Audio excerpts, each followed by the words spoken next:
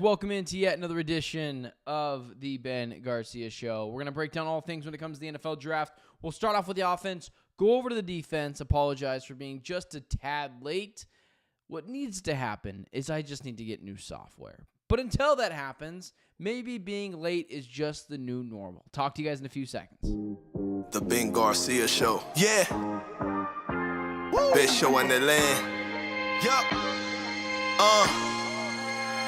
Listen. Come and get your information from Ben Garcia. Get the latest on your quarterback, running backs, and receivers. Tune in, so any other show you don't need them. Any news that he giving out, please just believe him. Giving out the latest prediction and top-notch analysis. Wanna hear the truth, better have thick skin like callus. The latest move that your team just made can be damaging. The dudes ain't speaking no facts, they just be rambling. Lights, camera, action, turn on the show. Go get the cameraman. Yeah. Lights, camera, action, turn on the show. Go get the cameraman. The Ben Garcia Show. What is up, guys? Welcome into yet another edition of the Ben Garcia Show. Jam-packed edition of the Ben Garcia Show. Once again, given the fact the NFL draft just ended, Aaron in the chat making fun of me just a little bit, asking me if I'm still talking to Kevin Durant. No. In fact, I would never have any interest in talking to Kevin Durant unless it was in a forum like this. So moving over to things that actually matter right now, the NFL. And the NFL draft is coming on. And I don't know what you guys are. The good news, bad news type of deal when it comes to describing how the Arizona Cardinals draft came and went. And for some people, they're frustrated by the lack of attention to detail on the offensive side of the ball. And before we dive into that, don't forget to like, share, subscribe, potentially even tell a friend about the Ben Garcia Show. So let's start with the offensive side of the ball. For those of you who are a bit frustrated with how the Arizona Cardinals conducted their business in the NFL draft, I think it was pretty obvious what the Arizona Cardinals decided they were going to do from Thursday on to Saturday. And I had a friend text me, and he said, this type of draft feels like a here, Gannon, damn, leave me alone. And I thought that was very funny because it is kind of true. It does feel like Monti Ossenfort said, we're just going to stack this defense. And what I really enjoyed about what the Arizona Cardinals did is they came out with a clear plan. You might not like the plan, but the issue with the other regime was that it never made any sense. And it was guys from Grambling State, and it was players from Northern Iowa, and it was dudes from Panera Bread State. It was guys who never had really played a ton of actual college football against the SEC, the Big Ten. I'm talking, about the John Browns of the world, the kid from Grambling State, Chad Williams, I think his name was, and Andy Isabella. What I'm into is a plan. And what the Arizona Cardinals did is said, in a weak draft, we're just going to go double dipping and triple dipping into the SEC, into the Big Ten, and figure out what our team needs to succeed. And offensively, that meant neglecting them a little bit. And for everyone out there that is a little frustrated with how the Arizona Cardinals conducted their first, second, third, fourth, and on NFL draft, for the entire weekend, they selected one in the entire weekend, they selected one offensive player. So for those of you frustrated with how the Arizona Cardinals conducted their business in the NFL draft, this offense, to address those issues, to me, it felt like, just like how this was a Jonathan Gannon here, cook with these new players defensively. It felt like the Arizona Cardinals were saying, Drew Petzing, figure it out in the same breath. So for all of you frustrated with how the Arizona Cardinals conducted the draft offensively, it felt like they were saying, Gannon, here's your tools to succeed. Petzing, you already have yours, figure it out. For people out there that want another wide receiver, sure, I kind of did as well. And I don't care who it would have been. Just someone to add to a little bit more depth. This is not an offense that's starved for talent. For those of you that believe in Kyler Murray, and even me at least a little bit, the offensive line is fine. Marvin Harrison Jr., Michael Wilson, who I understand the skepticism for Michael Wilson as a number 2 wide receiver, but every time he gets reps and an opportunity, he does succeed. He makes big catch after big catch, and so I get that you're a little skeptical of him because he doesn't get enough opportunities, but this year it feels like he will. Greg Dortch is a fine slot guy, 4 or 5 guy. Zay Jones, if he ends up coming back as well, which on top of my head I don't remember, he would be a good addition as well to the offensive core. And then it just feels like everyone at times forgets about Trey McBride. And you also added players last year. Trey Benson, the change of pace back to James Conner. So offensively for me, I think the Arizona Cardinals handled their business just fine. Just like how the Cardinals were saying, Jonathan Gannon, here's those guys you've been so desperately waiting for. Will Johnson, Walter Nolan, Jordan Birch, go cook. In the same breath, they were saying, Petzing, you have enough. Figure it out, man. We're not going to give you more for you guys to have to figure it out. We need you to go in there and with the weapons you have, figure that out. Because with the weapons that the Arizona Cardinals have, they should be a top 12 offense. Kyler Murray, when he's rolling, is one of the better quarterbacks in the NFL. Trey McBride is obviously a top 3 tight end. We all expect Marvin Harrison Jr. to have a second-year massive breakout. Zay Jones, if they bring him back, which I'm not exactly sure they have, if someone in the comment section wants to tell me that, that'd be great as well. And then we all believe in Michael Wilson. He just needs to get more opportunities. Trey Benson coming into his own in the second year. James Conner as well being the workhorse, bell cow, power back. This offense is perfectly fine. Don't mistake the Cardinals' shortcomings this year on offense for talent when a lot of it was coaching and at times the quarterback position. Drew Petzing has to be more aggressive, has to push the ball downfield. Kyler Murray, thank you, Ivan. They did bring Zay Jones back. I did think that as well. Drew Petzing has to be more aggressive. He has to push the ball downfield. No more of this dink and dunk downfield, and hopefully you get points out of it. And Kyler Murray as well. He is not without blame. As much as I want Kyler Murray to succeed, I still have some doubts about Kyler and his ability to flourish in the NFL for years to come. So again, as much as I like Kyler, he has to prove it. And this is not a team that offensively was starved for talent, that it was just inexcusable that they didn't go get more guys in the draft offensively. I don't think you believe that, and I desperately don't believe that.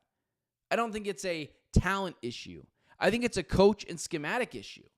Petzing needs to just be better, which is why I would have fired him last year. He's clearly not the guy for this job, and that worries me that could derail the Arizona Cardinals season. But they wanted to keep continuity with the quarterback OC position. That I guess I can buy into. But I'm not frustrated that Monti Ossenfort didn't continue to add more to the offensive side of the ball. That's not how this works. You've got guys. Last year, we drafted you, Trey Benson. We drafted you, Marvin Harrison Jr. We went and got you, Zay Jones.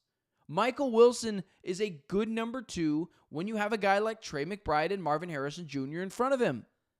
This is not we're just going to neglect the offense and bird box blinders, act like we didn't see what we saw this year. It was Monti Ossenfort saying, Drew Petzing, you got to figure it out. This is on you, man. This is not on us. You have the talent to succeed. And it's not just Drew Petzing. Again, it's Kyler. Kyler has to be good enough. For those of you that know on the show, I'm not a Kyler Murray fanboy. I want the guy to succeed, but I still have my concerns about this season. And we'll get to the defense in just a second. But now next year, people can't even blame the defense. At some point, Kyler's got to look in the mirror and just be better. And maybe it is a height issue. I don't know. But Kyler's got to be better to the extent where teams are talking about him being a top 8 quarterback and they have to round their game plan around him. So, sure, would a Williams from Washington State helped, or another wide receiver to add depth to this room? Sure, but you have bodies. And hell, if it bothers you that much, if you're the Arizona Cardinals in training camp, offensively, you feel like you're starved for a little bit of talent, there are guys in the free agent markets who are available.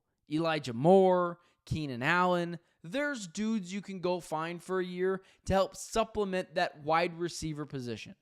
So when it comes to me complaining about the offensive side of the ball not getting as much attention, they've only given it attention for years past.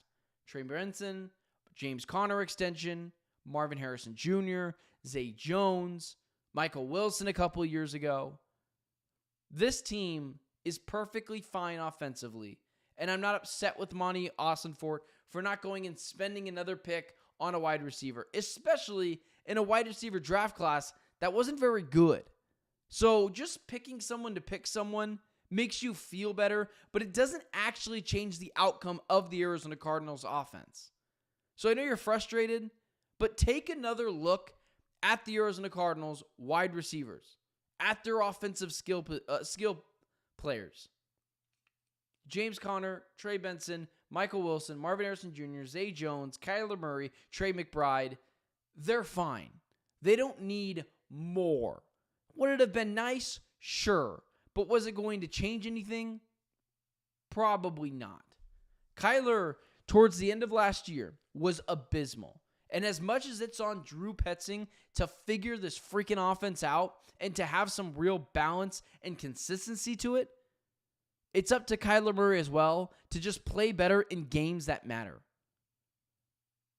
So, I'm not as frustrated by it.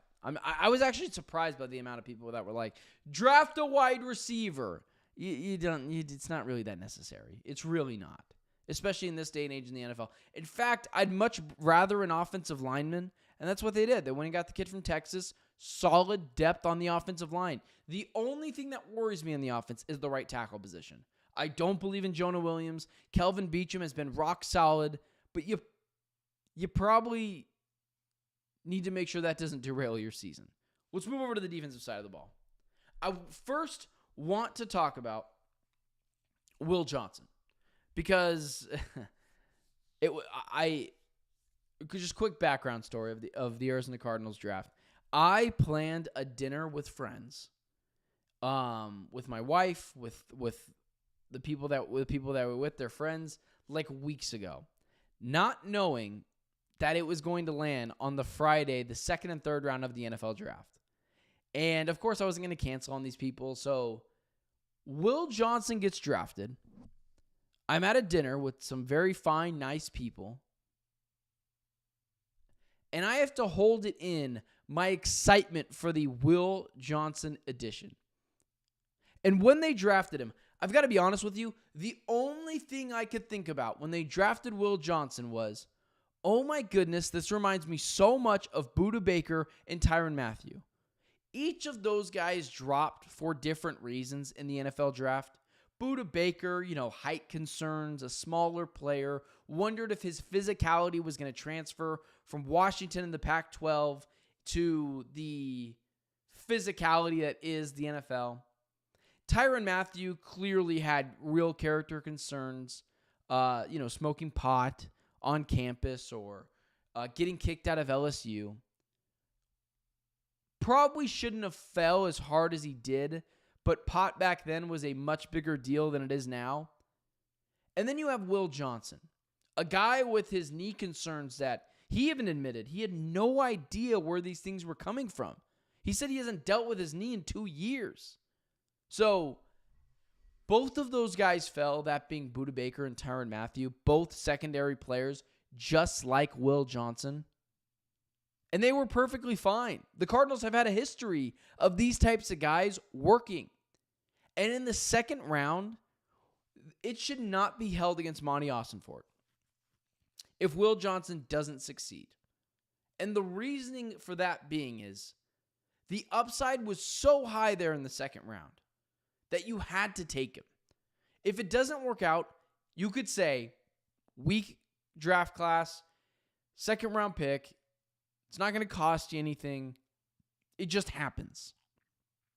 And so Will Johnson, the upside in him, reminded me a lot of the Tyrann Mathieu, Budda Baker situation, where, what was it, a decade ago, when the Arizona Cardinals drafted Tyrann Mathieu, I was a young whippersnapper saying, you got to draft this guy. You got to make it happen. Patrick Peterson played a role in that, and it was perfect for the few years that he was here. Budda Baker, he was the guy that was talked about him being a first-round pick. The Cardinals wanted to take him with their first-round pick in the draft. What happened? He fell to the second round. They got him, very similar to Will Johnson, and it's been history ever since. Will Johnson, if his knee can hold up, which I'm not a doctor, I don't know, he's going to be one of the better cornerbacks in the NFL for years to come. Combine it with the fact that he is being coached by Jonathan Gannon, who is a defensive back whisperer. That is not hyperbole. That is what he is. That's where he started off before he became a head coach years ago. Physical, big, and fits exactly what the Arizona Cardinals want to do. Jahdae Barron, the cornerback out of Texas, who ended up going to the Broncos, that fit is perfect. I love Jahdae Barron with the Broncos much more than I do the Cardinals because they already have their big physical corner in Patrick Surtain. They can move Barron into the slot and it'll be fine. Same thing with Will Johnson. The Cardinals have their slot cornerback. They've got their guy opposite aside Will Johnson in Max Melton. This team got really complete on the defensive side of the ball. Will Johnson, in my opinion, I don't give out this high of praise, and I'm happy there's a decent amount of people in the chat this morning to hear this. I'm not someone to just go out here and blow smoke and tell you how great a player is going to be. I have my slight concerns about Walter Nolan, character issues, and who knows what it's going to look like, but I just trust Monti Ossenfort's drafting at this point. But Will Johnson, I think he's going to make everyone else pay in the draft for not going up and getting him, especially in the first 5 years of his career. He's someone who I believe will be a top 5 corner in the NFL for years to come. Because of the fit and the match made in heaven with Jonathan Gannon, big, strong, physical corner. That's what I like to see. That's what I wanted to see. So moving on from Will Johnson, it's come to the point where you have to ask yourself, what's the ceiling for this defense? Because this defensive line went from being the worst in the NFL, at least in my opinion, to nothing but dudes. I was one of the few people that was really frustrated when Roy Lopez left this team. Or Bilal Nichols, who was injured and people were saying to get rid of him, or Justin Jones. I had said, you got to keep these guys. You need depth on the defensive line. I'm not sure any of those three guys, Justin Jones, Bilal Nichols, or Roy Lopez, makes this team with all these new players. The Cardinals went from having one of the worst pass rushes in the NFL to a top 12 potential defensive line in the NFL. But forget just the defensive line. Let's talk about the defense as a whole. This is a defense to me that I believe is a top 10 defense with the potential to be top 5. And again, this is why I like to give the harsh criticism so that when you come here and I give praise, you're like, oh, this guy means it. He doesn't throw this around. And so the defense, it's not just the fact the new players that they got. In fact, in the short term, in the first year, because he's a rookie cornerback, I do worry about Will Johnson just a little bit. The learning curve for cornerbacks in their early stages in the NFL, the first year, 6 weeks of the season, is a little tough. And I'll give that to him. If he's awful the first 6 of the weeks of the season, but he shows some flashes, I'm not going to go against him at all. It just takes a little bit of time with cornerbacks. It's hard from going from covering a dude who plays at Panera Bread State to Justin Jefferson, Jamar Chase, Tyreek Hill, Marvin Harrison Jr. every day. It's just tough to do that. So, defensively, because last year the Arizona Cardinals were artificially manufacturing sacks because Jonathan Gannon and Nick Rawless are just wizards defensively. This was a defensive line with Baron Browning. It didn't even have Darius Robinson for 10 weeks. It was Baron Browning, Zaven Collins, and whoever the hell they were rolling in the middle. And Jonathan Gannon still found a way with Nick Rawless to get this team manufactured artificial sacks. Now think about this. Imagine what Jonathan Gannon is going to do with the defensive line that is now filled with just solid dude after solid dude with a couple of players with the potential of being one of the better defensive lines in the NFL. Walter Nolan, a guy that, although I have some concerns about, not major, I think he's going to be fine, but concerns about him being awesome, especially right away. He's still a first-round pick.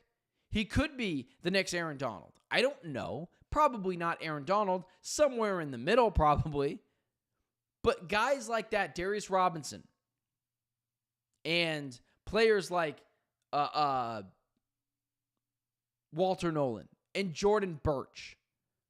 And now you look at this line. Instead of having Zaven Collins, Baron Browning, and a bunch of dudes, it's Baron Browning is a rotational piece now. Zaven Collins likely ain't starting for you. Dennis Gardeck, who someone had mentioned to me, I forget to mention, because he's not very good. He's just a fan favorite, and he's fine, especially rushing the passer on 3rd and long. He's fine. But instead of those three guys taking care of the business, Josh Sweat, Jordan Birch, Calais Campbell, Dalvin Tomlinson, Walter Nolan, and I'm missing some players. It's just solid dude after solid dude, each and every person on that defensive line. And then you just look at the defensive line, you're like, okay, that problem is solved. It might not be the best, but it's slightly above average, and that is such an upgrade over god-awful like it was last year. And then you look at the rest of the Cardinals' defense. Budda Baker's not going to become garbage in 1 year. Jalen Thompson is still a serviceable, very serviceable, that's putting it lightly, safety in the NFL. And then you talk about Rabbit Taylor Demerson. He might be someone that explodes this year. Garrett Williams, we know how good he is. Max Mellon, a second-year leap to continue to be a solid corner. This defense has just got dudes everywhere. Just dudes everywhere. And credit to the Arizona Cardinals for seeing the issue and attacking it and addressing it. See, I might rip at times Cardinals draft picks, and I did after they drafted Walter Nolan, who is a very solid selection, but it just felt a little conservative to me. But now the pick I have no issues with because of the totality of the draft board and how it ended up flaming out. Now I'm like, Walter Nolan, awesome. But this defense, Walter Nolan, Calais Campbell, Will Johnson, Garrett Williams, Budda Baker, Jalen Thompson, Rabbit Taylor Demerson, this dude just got dudes on it. Last year it was Budda Baker, Garrett Williams, and a lot of praying that the other team doesn't score 50 points. So this Cardinals defense completely revamped, and why I appreciate Monti Ossenfort and Jonathan Gannon, and why maybe some new Cardinals fans, I don't really think that's such a thing because the Cardinals haven't had a ton of success. This is why you should be thrilled that these two guys are running the show, Jonathan Gannon and Monti Ossenfort. Because before it was Bidwell, Steve Keim, and Clown Show Cliff Kingsbury, and it never worked out. And the Cardinals have set themselves up for a true make it or don't season for Kyler Murray. Now, I still have my worries, major worries about Kyler Murray, major red flags. I'm a Kyler guy. I have his jersey. I hope he works out. My job is 10 times easier if he works out and I make more money. Why the hell would I want him to fail? Kyler Murray fanboy. I hope Kyler Murray works out. But this season, with an offense that's got enough weapons, and a coaching staff that we surely believe in, this defense that now is starting to look like a top 10 to 12 defense, this is a true make it or break it year for Kyler Murray. And we had this conversation last year. But the argument was, well, the defense sucks. There's nothing on this team that is going to stick out like a sore thumb from a skill standpoint. That's not the issue with this team. Kyler Murray has enough defensively, enough offensively, and surely enough from a coaching staff perspective to succeed. This is a year where Kyler not only needs to get in the playoffs, and I believe they will. I believe right now they're a 5 seed, positioning themselves to potentially take over the division and be a 4 seed, maybe a 3 seed. And then when that happens, it's not just getting into the playoffs. You have to win a game. You have to show us the progression is there. Good on the Cardinals, man. Hell of an offseason. Just a hell of an offseason. It's like that meme of like, they had us in the first half, I'm not going to lie, at the start of free agency. Free agency ended up going really well. Calais Campbell, Dalvin Tomlinson, Josh Sweat. And then on the NFL draft, it was, we're just throwing a bunch of dudes at this defensive line, and we'll add Will Johnson to the mix. It is not often that you can say it's a good time to be a Cardinals fan. That's why you come to this channel, for honest dialogue of this team. You may rejoice for the next couple of days. And then it's back to work. For those of you in the chat, we got a decent amount of you guys in here today. It's nice to see the show is growing. Truly, I really appreciate it. Thank you so much. I do this show every day at 7 a.m. Monday through Thursday, 10 a.m. Eastern Standard Time, 7 a.m. local time. We're talking about all things Arizona sports today, and probably tomorrow. It's all about the Arizona Cardinals. We're going to dive deeper into that Kyler Murray conversation tomorrow. But all things Arizona sports, this is what I do. And I make this declaration because we got a lot of people in this chat, and you guys have continued to grow this channel, and it allows me to be the person to go up against all the big guys. It's just me here. You're looking at the producer, writer, editor, script writer, social media manager of this show. So I appreciate you guys being here. Tune in to the show, 7 a.m. Monday through Thursday, 10 a.m. Eastern Standard Time, 7 a.m. Arizona time. Follow me on all social media platforms at Ben Garcia Show. And you guys can do me a favor. Follow me on all social media platforms at Ben Garcia Show. And if you don't like me, tell me why on social media. At me. I like that kind of stuff. I'm never going to go after you. I like to hear why you don't like me. I think it's kind of funny. So I appreciate you guys being here.